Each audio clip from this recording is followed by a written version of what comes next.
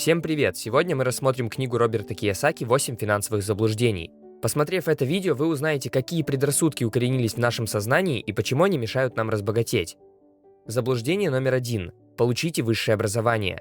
Многие приравнивают вузовский диплом к успеху. На самом деле, успех приносит не диплом, а понимание того, как работают деньги и как заставить их работать на себя. К сожалению, в вузе вам об этом не расскажут.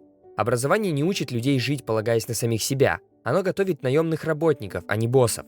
Высшее образование лишает нас способности мыслить самостоятельно и не дает возможности думать с позиции предпринимателя, новатора и инвестора. Оно приучает нас к зависимости.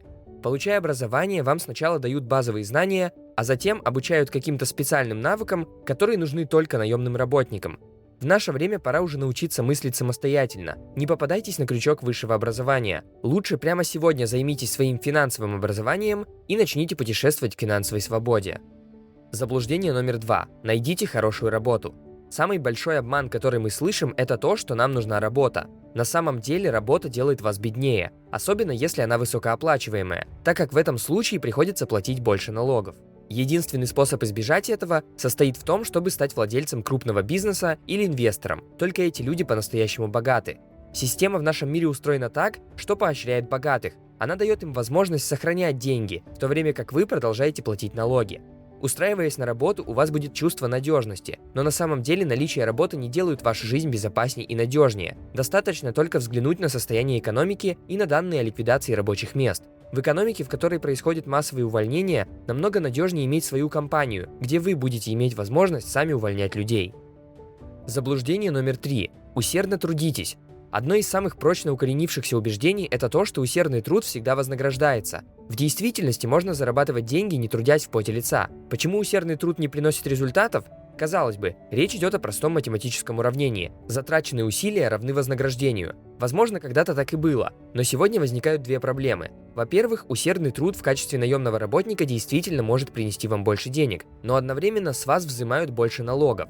Во-вторых, вы трудитесь ради денег, которые обесцениваются с каждым днем. В 21 веке средний заработок заметно снизился вследствие инфляции и продолжает падать. Вместо того, чтобы трудиться ради денег, необходимо трудиться с умом, чтобы деньги работали на вас. Заблуждение номер 4. Живите посредством. Самым поразительным в убеждениях является то, насколько сильно они укоренились в нашем сознании. Эти заблуждения накрепко запечатлелись в мозге у большинства, и люди верят в них, потому что слышали о них всю жизнь. Нужно ли для того, чтобы стать богатым, жить посредством?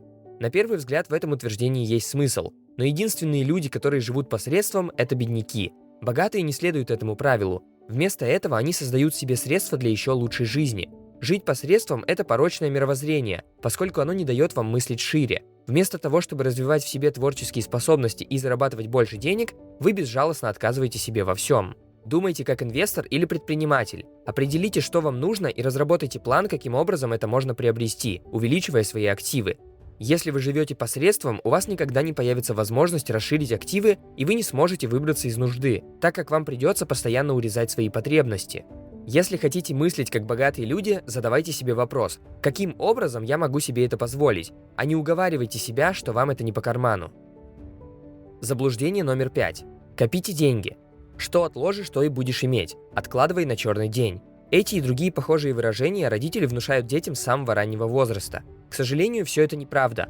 Вся проблема в том, что когда-то, всего пару поколений назад, денежные сбережения себя оправдывали. Можно было понемногу откладывать зарплаты, а к старости скапливалась приличная сумма, на которую можно было бы жить после ухода на отдых.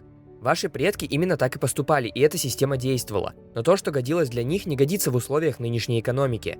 Чтобы это понять, необходимо разобраться с историей денег. В 1971 году Ричард Никсон отменил золотой стандарт. Систему, при которой каждый доллар в американской экономике был обеспечен имеющимся в стране золотом. Деньги стали всего лишь платежным средством, стоимость которого может колебаться, и которое обеспечено только добрым именем и долговыми расписками Соединенных Штатов.